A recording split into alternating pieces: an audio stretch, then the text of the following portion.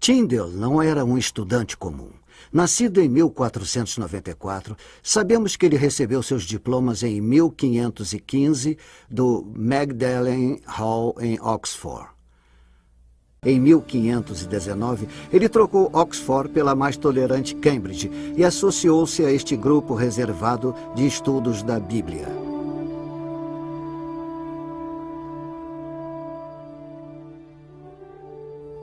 Foi aqui em Cambridge que Tyndale descobriu o poder fascinante e regenerador da Bíblia.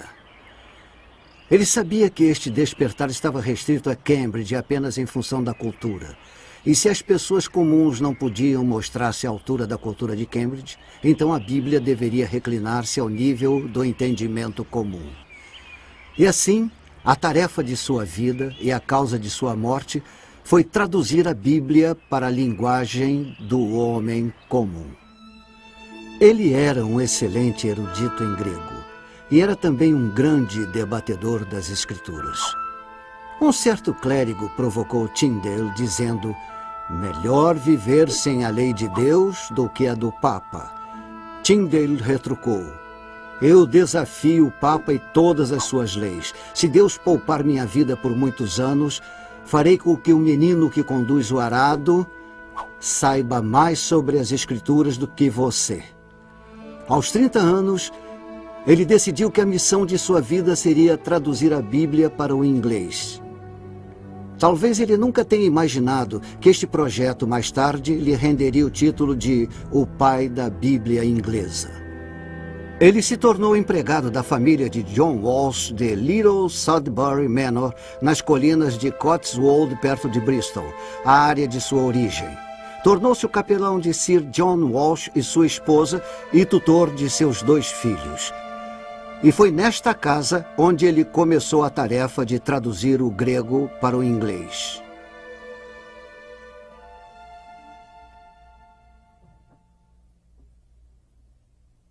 Este pequeno sótão era o quarto particular de William Tyndale, enquanto ele trabalhou para a família Walsh. Aqui ele dormia, aqui guardava seus livros e aqui estudava. A ideia lhe veio à mente de que, se o Novo Testamento em grego provocar um efeito tão profundo no mundo escolástico, o que uma Bíblia inglesa faria pelos lavradores? Neste exato momento, ele decidiu que iria traduzir o Novo Testamento em grego para o inglês. Ele apelou para o bispo de Londres, Cuthford Tunstall, para que revogasse a lei aprovada contra os Lollards, proibindo qualquer uso da Bíblia que não fosse em latim. Mas foi em vão. Tyndale, portanto, resolveu se exilar de sua terra natal e rumou para o continente para realizar sua grande missão. Tyndale viajou para Wittenberg para terminar a tradução do Novo Testamento.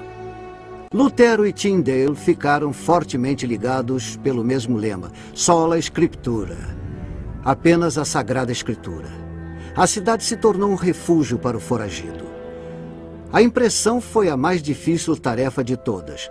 Em Colônia, eles encontraram um propenso impressor. Mas espiões ingleses interromperam a operação atravessando a porta da frente, enquanto Tyndale escapava pelos fundos com as cópias que haviam sido finalizadas. Ele escapou por um triz. E então eles viajaram para Worms, onde encontraram outro propenso impressor. Em dezembro de 1525, eles realizaram a tarefa e os Novos Testamentos estavam prontos para seguir viagem.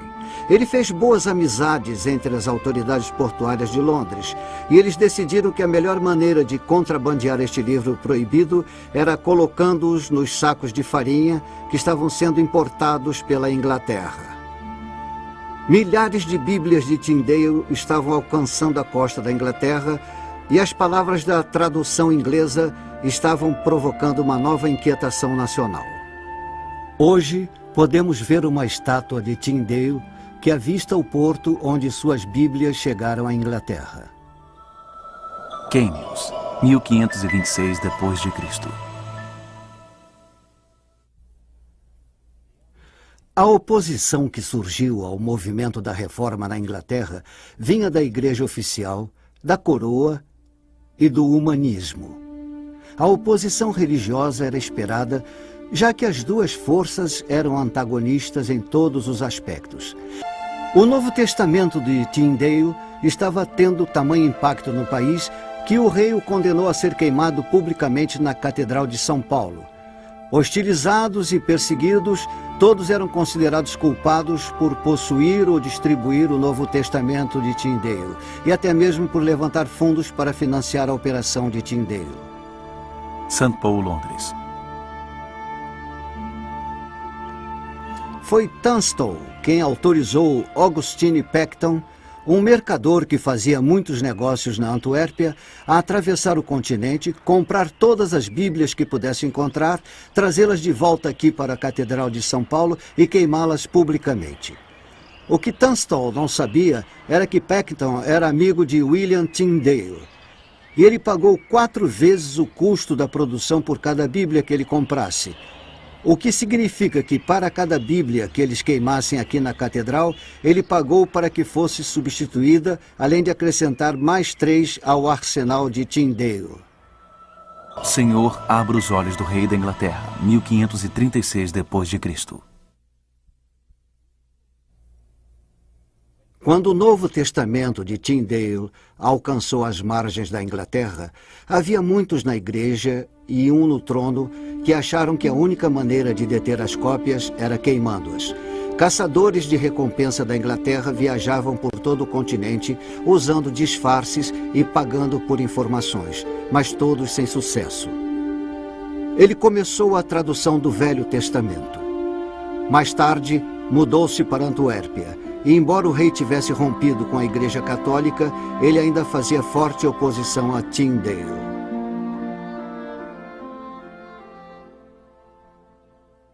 Tyndale logo aprendeu como era ser a raposa solta no campo, cercado por cães de caça. Não demorou muito para ele aprender a viver como um fugitivo e vagar feito um errante de cidade em cidade, como esta cidade alemã atrás de mim. E às vezes cruzando fronteiras para outros países. Ele usou vários disfarces. E o que o tornou particularmente difícil de ser localizado foi o fato dele falar 7 línguas com tamanha fluência que era impossível determinar qual era a sua língua nativa. Eu sinto muito sinceramente por este homem, embora ele esteja na história. Eu sinto porque eu sei que ele deve ter vivido com o medo e a ansiedade que fizeram parte de sua vida dia após dia, se não hora após hora. Em 1535, enquanto ele estava na Antuérpia, Henry Phillips, posando de amigo, delatou a identidade do reformador. Ele foi capturado, levado sob custódia e aprisionado no inabalável castelo de Vilvoorde, próximo a Bruxelas, na Bélgica. Ele foi considerado culpado de sacrilégio, mas foi só na sexta-feira, 6 de outubro de 1536, que o levaram para que fosse executada sua pena de morte. Este monumento comemora este fato histórico. Foi somente na sexta-feira, 6 de outubro de 1536, que o levaram de sua cela para o local da execução pública. Não houve incerteza, não houve arrependimento, não houve hesitação. Quando o levaram para o poste contra o qual ele seria acorrentado e queimado vivo, ele percebeu que houve uma grande importância naquilo tudo. Havia 2 buracos no poste, por onde um pedaço de arame seria passado, envolveria seu pescoço, porque, de acordo com a corte, ele devia ser estrangulado ao mesmo tempo em que fosse queimado. E quando o executor estava passando o arame pelo buraco e envolvendo sua garganta, ele fez esta última declaração pública registrada. E sua declaração foi em forma de prece. Senhor, abra os olhos do rei da Inglaterra.